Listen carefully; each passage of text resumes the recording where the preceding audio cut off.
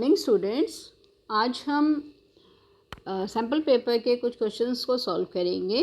इसमें section A में जो आपके शॉर्ट क्वेश्चन आंसर्स हैं, तो उसमें फर्स्ट क्वेश्चन है ancient Mesopotamian text refer to copper coming from a place called Magan, which place were they referring to.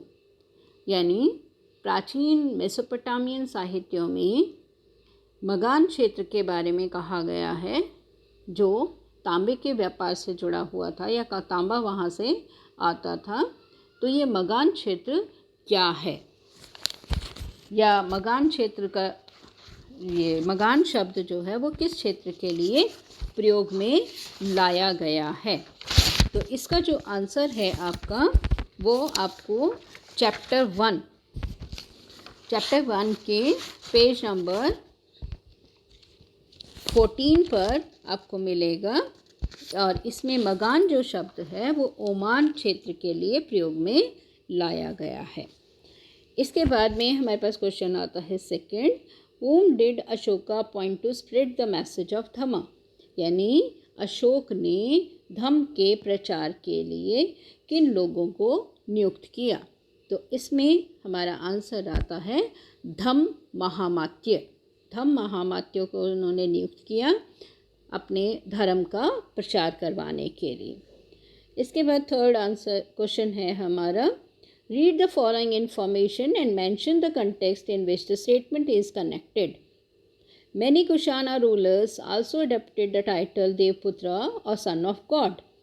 यानी यह लाइन किस संदर्भ में कही गई है कि बहुत से कुषाण शासकों ने अपने नाम के आगे देवपुत्र की उपाधि लगा ली थी।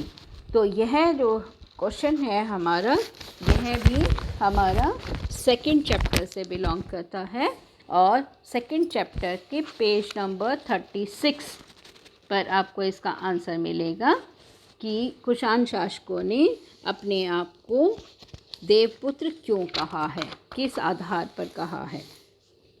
तो इसमें दो चीज़ें हो सकती हैं। एक तो आंसर इसका ये हो सकता है कि वो अपने राजधर्म को जब निभाते थे तो अपनी पोजीशन को सबसे ऊपर दिखाने के लिए, यानी कि राजा की सबसे ऊंची स्थिति दिखाने के लिए वो एक साधन यूज़ करते थे, जिसमें कि वो विभिन्न देवी देवताओं के साथ अपने आप को जुड़ा हुआ कहते थे कि वो देवपुत्र हैं, इसीलिए उनकी आज्ञाओं का सभी लोग पालन करें।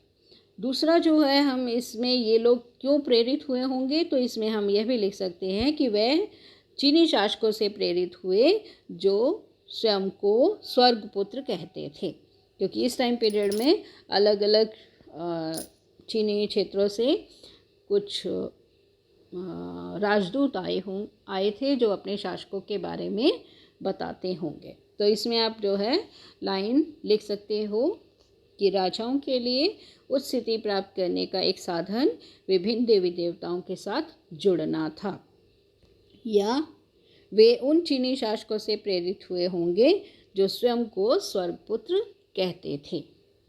इसके बाद हमारे पास फोर्थ क्वेश्चन आता है, which among the following was a strategy adopted by the Brahmanas to enforce the Varna order। यानी ब्राह्मणों ने वर्ण व्यवस्था को अपनाने के लिए किन सिद्धांतों का सहारा लिया। तो इसमें जो है हमारे पास में 4 ऑप्शंस दे रखे हैं, उनमें से हमें सही सेलेक्ट करना है। कि इसमें इन्होंने ये कहा कि वर्ण व्यवस्था मनुष्य ने खुद क्रिएट की है, खुद बनाई है। दूसरा मैंने जो बताया कि उन्होंने राजाओं को सलाह दी कि जो भी वर्ण व्यवस्था को ना माने उसको पनिश किया जाए या उसे सज़ाएं दी जाए। तीसरा कि जो मनुष्य है उसका स्टेटस समाज के अंतर्गत बर्थ के ऊपर डिपेंड करेगा कि उसने कौन से वर्ण में जन्म लिया है। और चौथा है, यानी डी पॉइंट है, इसमें है कि persuaded people that their status was determined by occupation they practised. यानी कि किसी भी व्यक्ति का काम यह उसे ये बताएगा कि जो वह काम करता है उसके आधार पर उसकी कौन सी कौन सा वर्ण होगा।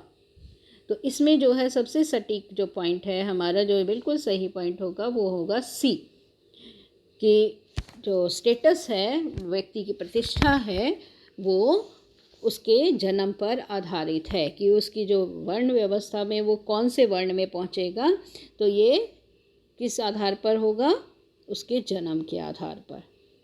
तो इसमें जो है वो एग्जाम्पल भी देते थे दैवीय व्यवस्था का, कि ऐसा वेदों के अंतर्गत लिखा है कि ऋग्वेद के पुरुष सूक्त मंत्र में यह बात लिखी हुई है कि आदि मानव पुरुष की बलि का चित्रण जो है उसके अंतर्गत किया गया है कि उसके सिर से या उसके मुंह से जो है ब्राह्मणों का जन्म हुआ है, उसकी भुजाओं से क्षत्रियों का जन्म हुआ है, जांघों से यानी कि जो थाइज हैं वहाँ से वैश्यों का जन्म हुआ है, और पैरों के यानी निचले तलवे भाग से शूद्रों का जन्म हुआ है।